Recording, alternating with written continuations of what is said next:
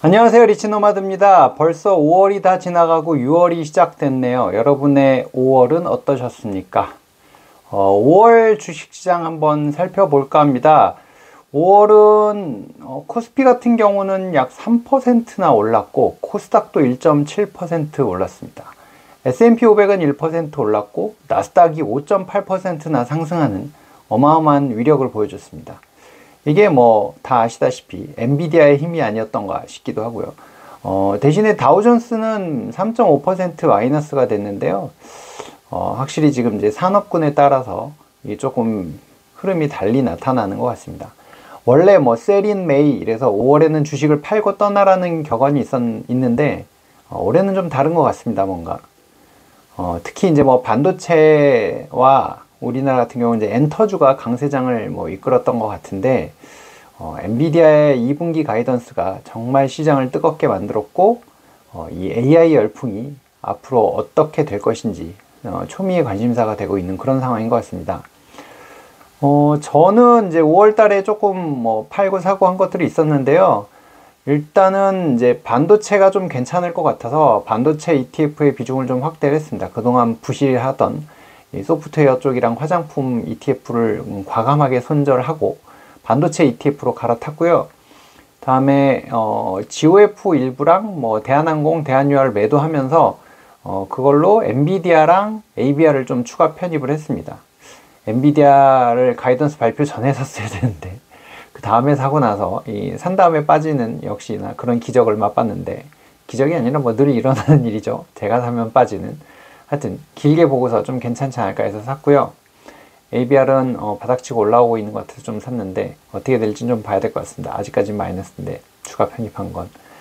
또 추가로 들어온 종목이 이제 클래시스라는 종목이거든요. 뭐 이게 피부 관리를 받으러 가는 분들은 잘 아신다고 하던데, 이 완전히 이 사업 구조가 뭐 소모품 매출이 거의 반이 되는 영업이 굉장히 좋은 회사라서 꾸준하게 성장을 하는 것 같더라고요. 그리고 주가 흐름도 굉장히 탄탄한 것 같아서 담았는데 지금 뭐 흐름 괜찮을 것 같습니다. 하여튼 그렇게 지금 조금 포트폴리오를 조정을 했고요. 5월 달 같은 경우 수익률을 보니까 한 6% 정도 나왔고, 5월 말까지, 올 연초부터 5월 말까지 수익률 한 23%? 뭐 어마어마하죠. 예, 그런 수익률이 나왔습니다. 이게 뭐 자랑하는 게 아니고, 배당주 투자만 한다면서 그게 가능해요 라고 하지만, 사실 배당주 투자도 어떻게 하느냐에 따라 좀 달라진다는 얘기를 좀 해드리고 싶어서 수익률만 살짝 기뜸해 드렸습니다. 맥쿼리 인프라가 오늘 좀 주가가 많이 출렁거렸는데요. 그거 관련해서 어떤 구독자분이 오늘 왜 빠지나요? 뭐 이렇게 질문을 남겨주셔서 간단히 한번 다뤄볼까 합니다. 사실 5월까지 전년 말 대비, 작년 말 대비해서 20% 넘게 이제 주가가 상승을 했거든요. 물론 고점 대비는 아직 좀 갈 길이 좀 남아있긴 합니다만, 특히 5월 같은 경우는 3거래일을 제외하고서는 계속 상승을 했고, 이게 7.2%가 상승을 했습니다. 한 달 사이에 7% 넘게 올랐기 때문에 사실 뭐 차익 실현을 하고 싶어 하는 사람들이 분명히 있을 거고, 그래서 이제 외국인 투자자들이 오늘 조금 판 것 같고요. 한번 출렁거리니까 이거 너무 많이 오른 거 아니야 했던 사람들이 열심히 사고 팔고 뭐 하는 것 같습니다. 그래서 오늘 거래량이 좀 많아졌었는데요.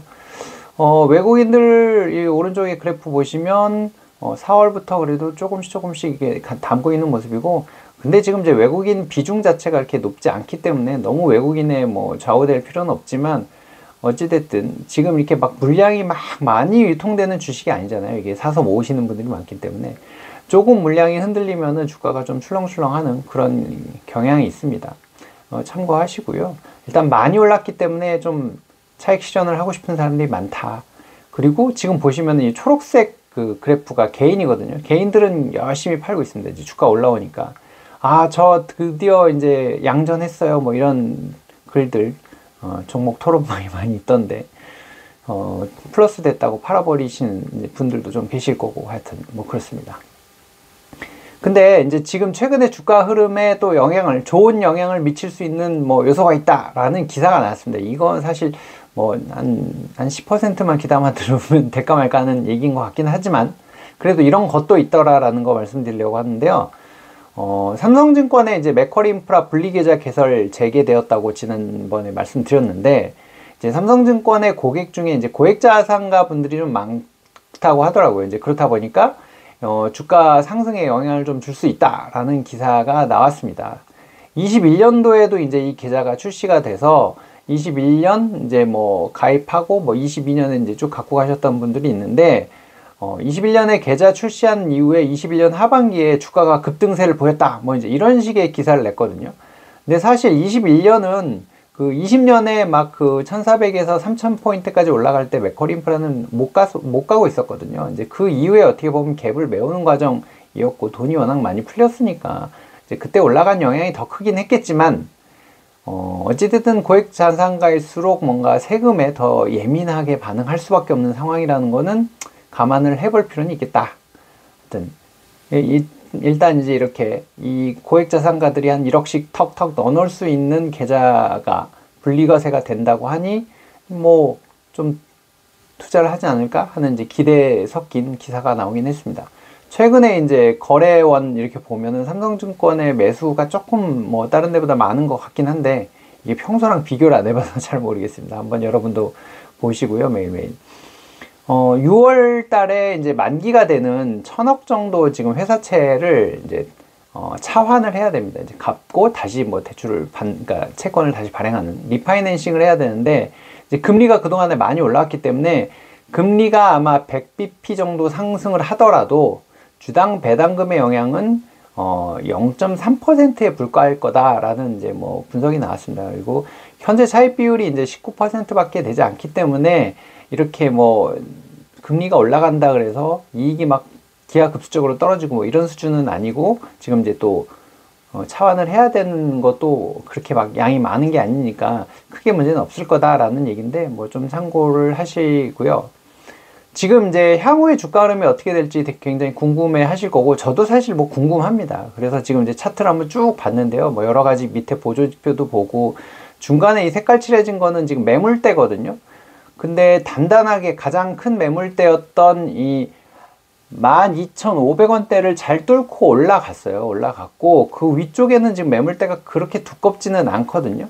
그 두껍게 좀 있었던 데도 잘 뚫고 올라갔는데, 오늘 이제 조금 조정을 받은 건데, 그래도 장중에 조정을 좀 받고 잘 버텨서 다시 올라가는 그런 양상이어서 이게 그렇게 길게 조정을 받지는 않을 거다라는 그냥 예상을 해봅니다.